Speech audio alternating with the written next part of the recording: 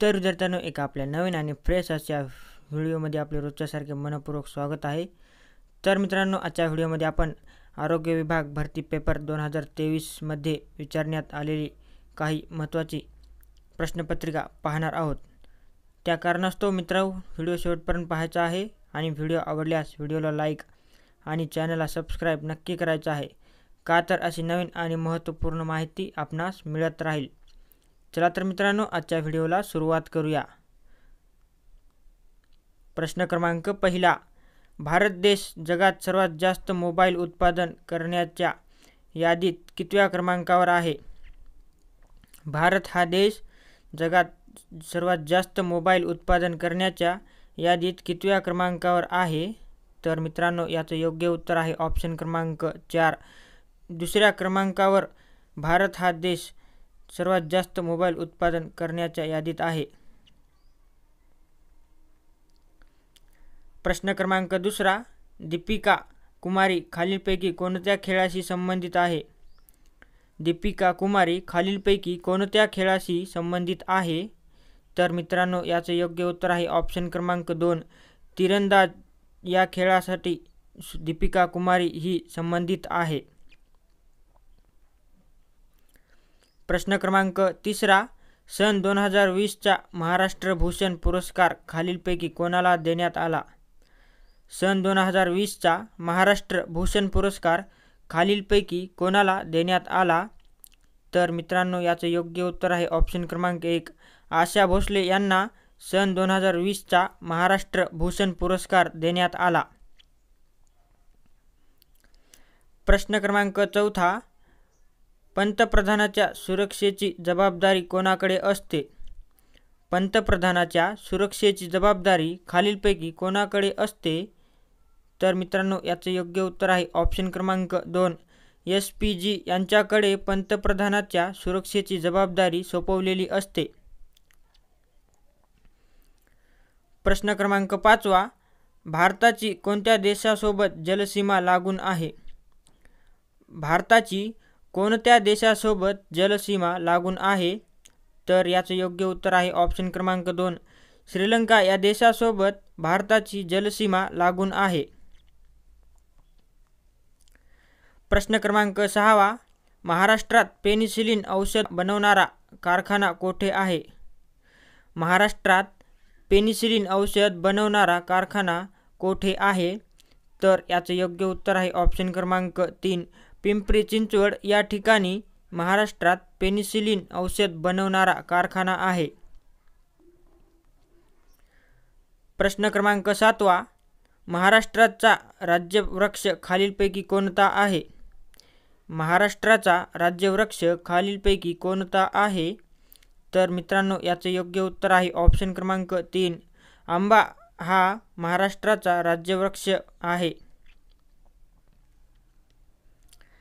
प्रश्न क्रमांक 8, भारताचे पहिले निवडणूक आयुक्त कोण? भारताचे पहिले निवडणूक आयुक्त खालीलपैकी कोण? तर याचे योग्य उत्तर आहे ऑप्शन क्रमांक 3, सुकुमार सेन हे भारताचे पहिले निवडणूक आयुक्त आहेत। प्रश्न क्रमांक 9, पारो हे विमानतळ कोणत्या देशात आहे? पारो हे विमानतळ कोणत्या देशामध्ये आहे? तर मित्रांनो, याचे योग्य उत्तर आहे ऑप्शन क्रमांक 2, भूतान या देशामध्ये पारो हे विमानतळ आहे। प्रश्न क्रमांक 10, इंडिया डिवायडेड या पुस्तकाचे लेखक खालीलपैकी कोण होते? इंडिया डिवायडेड या पुस्तकाचे लेखक खालीलपैकी कोण होते? तर याचे योग्य उत्तर आहे ऑप्शन क्रमांक 3, डॉक्टर राजेंद्र प्रसाद हे इंडिया डिवायडेड या पुस्तकाचे लेखक होते। प्रश्न क्रमांक 11, सर्वाधिक गव्यांची संख्या असणारे अभयारण्य कोणते? सर्वाधिक गव्यांची संख्या असणारे अभयारण्य खालीलपैकी कोणते आहे? तर मित्रांनो, याचे योग्य उत्तर आहे ऑप्शन क्रमांक 3, राधानगरी हे अभयारण्य सर्वाधिक गव्यांची संख्या असणारे अभयारण्य आहे। प्रश्न क्रमांक 12, गहू या पिकाला कोणत्या प्रकारच्या हवामानाची आवश्यकता असते?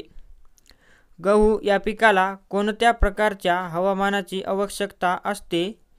तर याचं योग्य उत्तर आहे ऑप्शन क्रमांक 2, समशीतोष्ण कटिबंधात या हवामानाची आवश्यकता गहू या पिकाला असते. प्रश्न क्रमांक 13, महाराष्ट्र ठिबक जलसिंचन पद्धती कोणत्या पिकासाठी जास्त उपयोगी ठरली आहे? महाराष्ट्र ठिबक जलसिंचन पद्धती कोणत्या पिकासाठी जास्त उपयोगी ठरली आहे?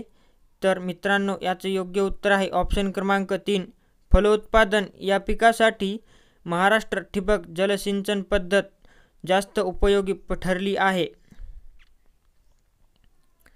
प्रश्न क्रमांक 14, भारतीय संविधानामध्ये राज्याची मार्गदर्शक तत्त्वे कोणाकडून स्वीकारली गेली? भारतीय संविधानामध्ये राज्याची मार्गदर्शक तत्त्वे कोणाकडून स्वीकारली गेली? तर याचं योग्य उत्तर आहे ऑप्शन क्रमांक 2, आयर्लंड या देशाकडून भारतीय संविधानामध्ये राज्याची मार्गदर्शक तत्त्वे स्वीकारली गेली आहेत. प्रश्न क्रमांक 15, महाराष्ट्रात सर्वात कमी वनक्षेत्र कोणत्या विभागात आहे? महाराष्ट्रामध्ये सर्वात कमी वनक्षेत्र कोणत्या विभागात आहे? तर याचं योग्य उत्तर आहे ऑप्शन क्रमांक 3, मराठवाडा या विभागामध्ये महाराष्ट्रात सर्वात कमी वनक्षेत्र आहे. प्रश्न क्रमांक 16, नामाच्या 3 प्रकारापैकी कोणत्या प्रकारचे अनेकवचन होते? नामाच्या 3 प्रकारापैकी कोणत्या प्रकारचे अनेकवचन होते हे सांगायचं आपल्याला. तर याचं योग्य उत्तर आहे ऑप्शन क्रमांक 1, सामान्य नाम या नामाच्या प्रकारचे अनेकवचन होते. प्रश्न क्रमांक 17, अंदमानच्या तुरुंगात काळ्या पाण्याची शिक्षा कोणी भोगली? अंदमानच्या तुरुंगात काळ्या पाण्याची शिक्षा कोणी भोगली? तर याचे योग्य उत्तर आहे ऑप्शन क्रमांक 1, स्वातंत्र्यवीर सावरकर यांनी अंदमानच्या तुरुंगात काळ्या पाण्याची शिक्षा भोगली. प्रश्न क्रमांक 18, डॉक्टर बाबासाहेब आंबेडकर यांनी मंदिर प्रवेश सत्याग्रह कोठे केला? डॉक्टर बाबासाहेब आंबेडकर यांनी मंदिर प्रवेश सत्याग्रह कोठे केला? तर याचे योग्य उत्तर आहे ऑप्शन क्रमांक 3, नाशिक या ठिकाणी डॉक्टर बाबासाहेब आंबेडकर यांनी मंदिर प्रवेश सत्याग्रह केला. प्रश्न क्रमांक 19, भारतीय राज्यघटनेच्या प्रस्तावनेत कोणत्या संकल्पनेला अग्रक्रम दिला आहे? भारतीय राज्यघटनेच्या प्रस्तावनेत कोणत्या संकल्पनेला अग्रक्रम दिलेला आहे? तर याचे योग्य उत्तर आहे ऑप्शन क्रमांक 1, न्याय या संकल्पनेला भारतीय राज्यघटनेच्या प्रस्तावनेत अग्रक्रम दिला आहे. प्रश्न क्रमांक 20, लाव्हा रसापासून बनलेल्या खडकांना काय म्हणतात? लाव्हा या रसापासून बनलेल्या खडकांना खालीलपैकी काय म्हणतात? तर याचे योग्य उत्तर आहे ऑप्शन क्रमांक 3, अग्निजन्य खडक असे लाव्हा रसापासून बनलेल्या खडकांना म्हणतात. प्रश्न क्रमांक 21, जगातील पहिला स्पॉटलेस जिराफ कोणत्या देशात जन्माला आला? जगातील पहिला स्पॉटलेस जिराफ कोणत्या देशात जन्माला आला? तर याचे योग्य उत्तर आहे ऑप्शन क्रमांक 2, अमेरिका या देशामध्ये जगातील पहिला स्पॉटलेस जिराफ जन्माला आला. प्रश्न क्रमांक 22, भारत संयुक्त राष्ट्राचा सदस्य कधी बनला? भारत हा देश संयुक्त राष्ट्राचा सदस्य कधी बनला? तर याचे योग्य उत्तर आहे ऑप्शन क्रमांक 2, 1945 साली भारत हा देश संयुक्त राष्ट्राचा सदस्य बनला. प्रश्न क्रमांक 23, लोणार सरोवरातील पाण्याचे वैशिष्ट्य खालीलपैकी कोणते? लोणार सरोवरातील पाण्याचे वैशिष्ट्य खालीलपैकी कोणते आहे? तर याचे योग्य उत्तर आहे ऑप्शन क्रमांक 2, खारे असे लोणार सरोवरातील पाण्याचे वैशिष्ट्य आहे. प्रश्न क्रमांक 24, जगातील सर्वात मोठ्या नदीचे नाव खालीलपैकी कोणते? जगामधील सर्वात मोठ्या नदीचे नाव खालीलपैकी कोणते आहे?